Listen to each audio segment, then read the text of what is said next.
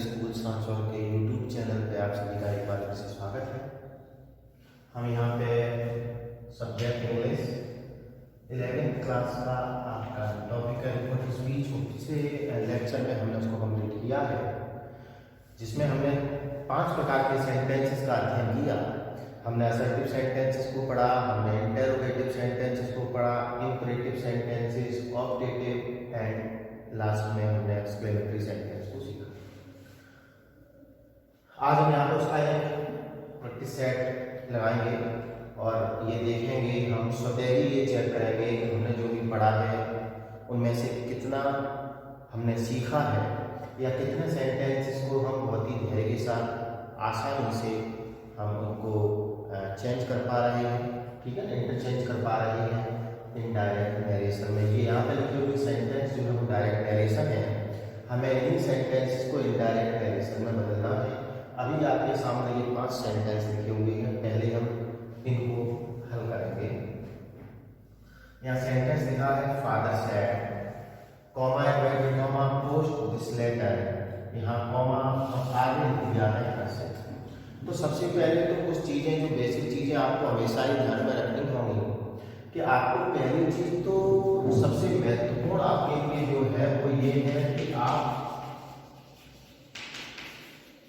अगर सही तरीके से पढ़े हैं तो आप तुरंत ही आइडेंटिफाई कर लेंगे कि ये कौन सा सेंटेंस है। आपको सेंटेंस आइडेंटिफाई करना भी जरूरी है, तो सेंटेंस के अनुसार भी आपके रूल्स जो है वो चेंज होते रहे हैं, ये आपने देखा। तो आप देखेंगे father said post this letter herself, यहाँ पर आप देखेंगे कि ये पोस्ट जो है एक मुख्य क्रिया है, ये मेन वर्ब की फर्स्ट फॉर्म, ये आपकी मेन वर्ब। मैंने आपको बताया था कि मेन वर्ब की फर्स्ट फॉर्म से शुरू होने वाले सेंटेंस आपके कौन से सेंटेंस होते हैं, इंपरेटिव सेंटेंस होते हैं। और इंपरेटिव सेंटेंसेस को जब भी हम इनडायरेक्ट में चेंज करेंगे तो आपको बताया था कि यहाँ पे जो सेड दिया हुआ उस सेड को यहाँ पे दिए हुए सेंटेंस के सेंस यानी उसके भाव के अनुसार चेंज करते हैं। यहाँ पे ये आदेश का भाव ऑर्डर है तो हम सेड को ऑर्डर्ड में करेंगे। यहाँ पे अगर निवेदन किया होगा तो हम रिक्वेस्ट करेंगे, और अगर सलाह दी होगी तो उसको हम एडवाइज करते हैं, आपको ध्यान होगा। और मैंने आपको बताया था कॉमा इन्वर्टेड कॉमा के स्थान में कनेक्टिव के रूप में आप इंपरेटिव सेंटेंसेस के लिए प्रयोग करते हैं टू का। देखें तो यहाँ पे देखेंगे पोस्ट दिस लेटर हर्षित इस लेटर को आप पोस्ट कर दें, ठीक है। तो यहाँ पे आपका एक आदेश का भाव है, पिताजी दे रहे हैं, तो ये हो जाएगा फादर। सेड को क्या कर देंगे, ऑर्डर। अब एक चीज और यहाँ पे देखेंगे आप, तो पोस्ट दिस लेटर पूरा सेंटेंस हो जाता है, हर्षित को यहाँ पे लिखा हुआ है। एक इंपरेटिव सेंटेंस में मैंने रूल आपको दिखाया था कि रिपोर्टेड स्पीच में जब भी कोई वोकेटिव केस का नाम हो तो इनडायरेक्ट बनाते समय उसे रिपोर्टिंग वर्ब का कर्म बना देते हैं, रिपोर्टिंग वर्ब का कर्म बना देते हैं। और रिपोर्टिंग वर्ब सेड का कर्म हो जाएगा हर्षित, यहाँ पे आ जाएगा तो सेंटेंस हो जाएगा फादर ऑर्डर। किसको ऑर्डर किया, अगर देखा जाए तो पिताजी ने कहा पोस्ट दिस लेटर हर्षित, पिताजी ने कहा कि हर्षित से ही है, तो हर्षित का सही स्थान जो है वो यहाँ पे। तो गया फादर ऑर्डर हर्षित, कोई प्रॉब्लम, कोई समस्या नहीं आनी चाहिए। आपने हल भी कर लिया होगा बहुत से छात्रों ने। अब यहाँ पे जो है हम क्या लाएंगे, टू, तो हो जाएगा father order Harshit to post this letter.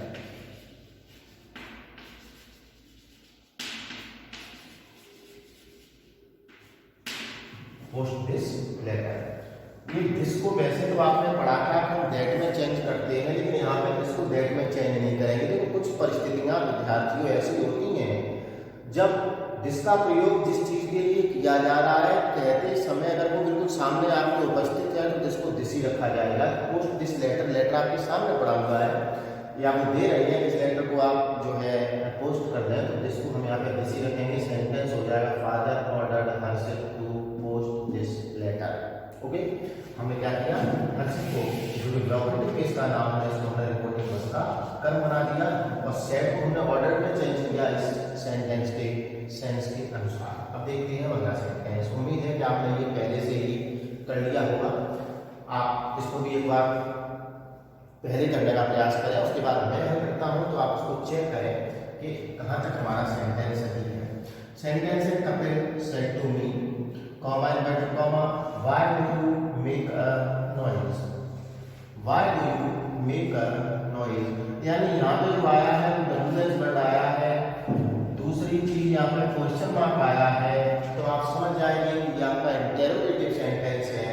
Interrogative sentence जब भी होता है तो मैंने आपको बताया कि जो आपका रिपोर्टिंग वर्ब होता है सेड, तो सेड को आप चेंज करते हैं। आप में से बहुत सबको पता भी होगा, कुछ अगर भूल गए हो तो याद कर लें। सेड को क्या कर देते हैं हम, आस्क में कर देते हैं। तो यहाँ पे हो जाएगा कपिल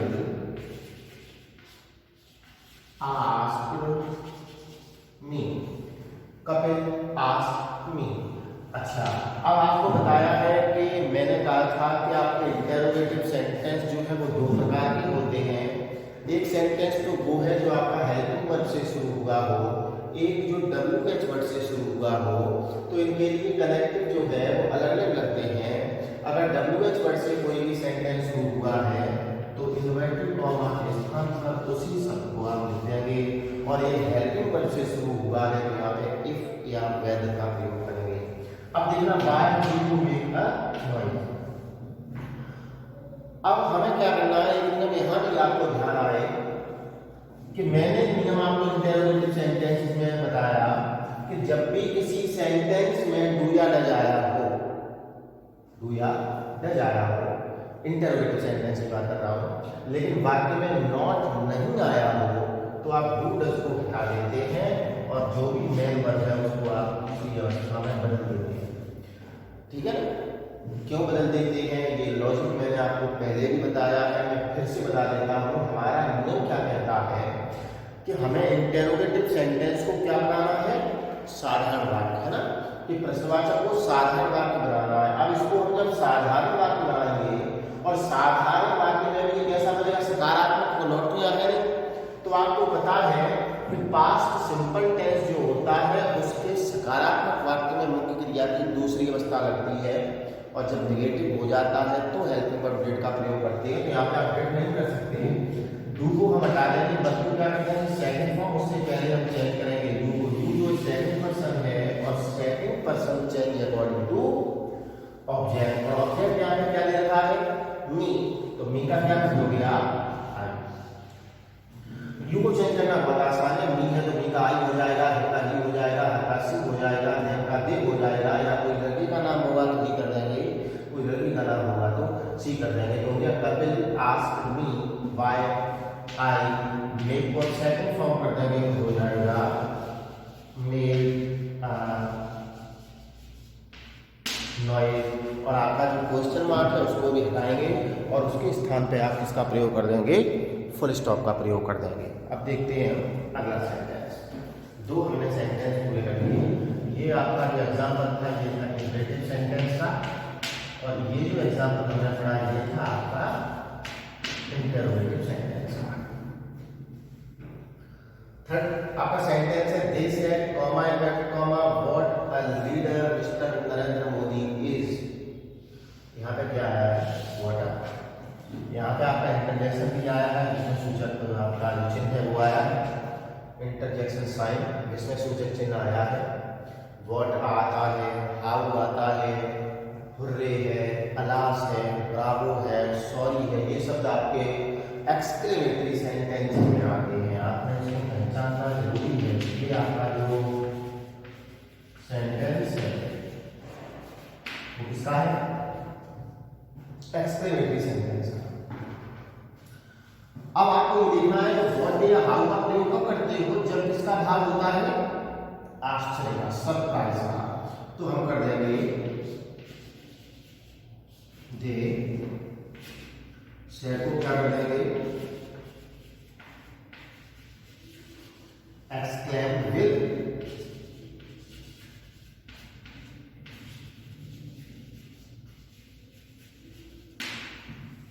दे एक्सक्लेम्ड विद सरप्राइज। दे क्योंकि व्हाट आया है तो मैंने एक्सक्लेम्ड विद सरप्राइज दिया। आपको ये बता दें हम केवल एक्सक्लेम्ड भी कर सकते थे। अब यहाँ पे इन्वर्टेड कॉमा हटा के क्या लगाओगे, क्या लगता है। अब हमें देखना है कि व्हाट रीडर जो है एक नाउन है, संज्ञा है।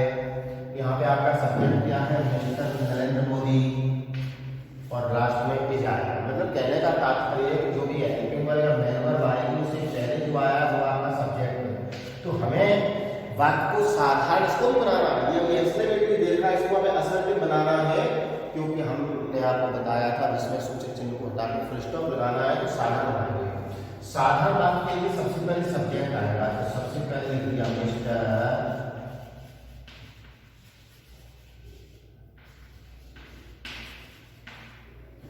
तो हो गया they exclaim with surprise that mister Narendra Modi.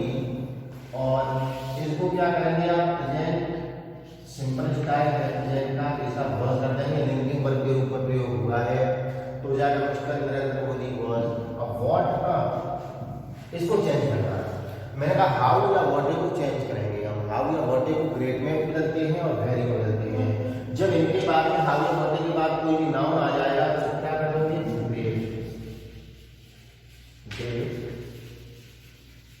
Leader, ठीक है, ग्रेट लीडर। यहाँ कंफ्यूज ना हो, ये केवल मैंने सेंटेंस को पहचानने के लिए लिखा है कि आपका एक्सक्लेमेटरी है, ये एक्सक्लेमेटरी और ये आपका इम्पेरेटिव है। तो सेंटेंस हो जाएगा they exclaimed that with surprise that mister Narendra Modi was great leader. Okay, now come to the fourth sentence.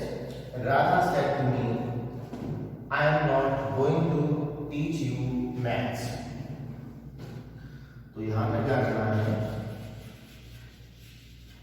I am not going to teach you, मतलब असर्टिव सेंटेंस है। सेंटेंस कैसा है, असर्टिव है, साधारण है। साधारण वाक्य और सेड के बाद ऑब्जेक्ट भी लिखा है, इसको क्या कर देंगे आप, टोल्ड। तो क्या Radha told me, inverted comma हटा के आप इसका प्रयोग करते हैं असर्टिव में, दैट का। आपका आई कौन सा पर्सन है, फर्स्ट पर्सन का सब्जेक्टिव केस है, नॉमिनेटिव केस है, और first person change according to subject और रिपोर्टिंग वर्ब का सब्जेक्ट यानी राधा। इस आई को आई राधा के लिए यूज हुआ है, राधा कह रही है कि मैं, तो राधा के लिए यहाँ पे आप एक प्रोनाउन लगाओगे, क्या लगाओगे, C. Am not going H M R के साथ वर्ब की फर्स्ट फॉर्म में आएंगी आपका प्रेजेंट कंटीन्यूअस टेंस, और present continuous tense change into past continuous tense, और सी के अनुसार सी के साथ पास्ट कंटीन्यूअस में वर्ड हो जाएगी was not going to. First form में मान लेती है सी, एम की जगह वर्ब हो गया नॉट गोइंग टू। मैंने आपको बताया कि टू के बाद जो फर्स्ट फॉर्म आती है वो इन्फिनेटिव होता है, तो टू टीच यहाँ है, यहाँ पे टू टीच होगा। हम चेंज करेंगे यू को। देखें यू जो है सब्जेक्ट भी होता है और यू आपका ऑब्जेक्ट भी होता है, लेकिन यहाँ पे ये सब्जेक्ट तो आज है, तो यहाँ पे यू एज ए ऑब्जेक्ट काम कर रहा है, कर्म के रूप में काम कर रहा है। ये कर्म है, सेकंड पर्सन का ऑब्जेक्टिव केस है, और second person change according to object. यानी देखा हूँ मैं, आपको इसको याद होगा, first second third, first person subject के अनुसार, सेकंड ऑब्जेक्ट के अनुसार, और थर्ड पर्सन को चेंज। तो second person change according to object, और यहाँ पे आपका ऑब्जेक्ट क्या है, मी है, यू भी ऑब्जेक्ट है, यहाँ मी है, तो मी के स्थान यू के स्थान पे मी आने की जरूरत है। इस यू को सेकंड पर्सन का ऑब्जेक्ट है, इसको आप मी के अनुसार लिखोगे तो आपको क्या करना पड़ेगा, मी का कर्म लगाना पड़ेगा। मी स्वयं ही कर्म है, तो आप मी का प्रयोग कर दीजिए। और यहाँ पे क्या करोगे, maths. Next teacher said do not humiliate the poor. Humiliate का तात्पर्य होता है अपमानित करना, ठीक है ना, इंसल्ट करना। तो इसको भी हम चेंज कर देते हैं। देखें स्टूडेंट, यहाँ पे देखें do not humiliate the poor. Do not humiliate अगर देखा जाए तो अपमान करने के लिए मना करते हैं, यानी ये भी इंपरेटिव सेंटेंस है। इसको दो तरीके से हम कर सकते हैं टीचर। एक तरीका है इसको हम सेट को फॉरवर्ड कर दें, क्या करते हैं, टीचर फॉरवर्ड। और जब फॉरवर्ड करते हैं तो यहाँ पे तो आप टू का प्रयोग करेंगे, सॉरी फॉरवर्ड करते हैं, फॉरवर्ड का मतलब मना करना है। तो यहाँ पर आप डू नॉट पूरा हटाएंगे और उसकी जगह तो आप इसका प्रयोग करेंगे टू का, तो हो जाएगा teacher forward to.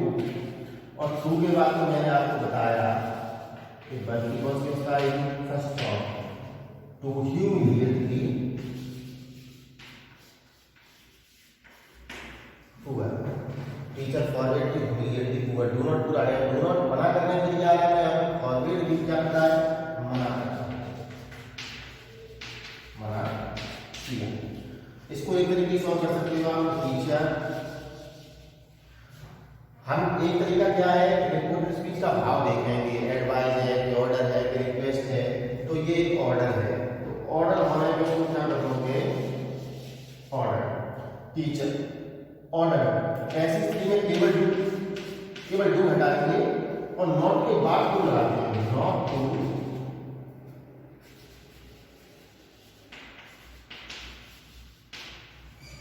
To humiliate the poor, teacher order not to humiliate the poor. तो ये आपका दो तरीके से सेंटेंस हो सकता है, इसको किसी भी एक तरीके से कर सकते हैं। यहाँ पे भाव आदेश का है, ऑर्डर कर दिया, भाव एडवाइस का है तो एडवाइस कर देते, अगर निवेदन रिक्वेस्ट है रिक्वेस्ट कर देते। ऐसी स्थिति में केवल डू हटाएंगे, टू का प्रयोग करेंगे, तो लेकिन करेंगे इसके बाद नॉट के बाद, तो क्या कर दिया, not to humiliate the poor. ठीक है ना, ये हमारा जो अभी रिपोर्ट स्पीच पढ़ा था उसका एक्सरसाइज है। आप पिछले जो भी वीडियोज हैं अगर किसी विद्यार्थी ने नहीं देखे हैं तो आप चैनल की प्लेलिस्ट में जाकर के इन सभी वीडियोज को देख सकते हैं। ठीक है, कोई भी टॉपिक जिसमें मैं नहीं आया हूँ तो उसको देख सकते हैं। अब हम हमारा टॉपिक रिपोर्ट स्पीच का कंप्लीट हो गया है, नेक्स्ट टॉपिक के साथ हम आपके साथ उपस्थित होंगे, तब तक आप पढ़ते रहें।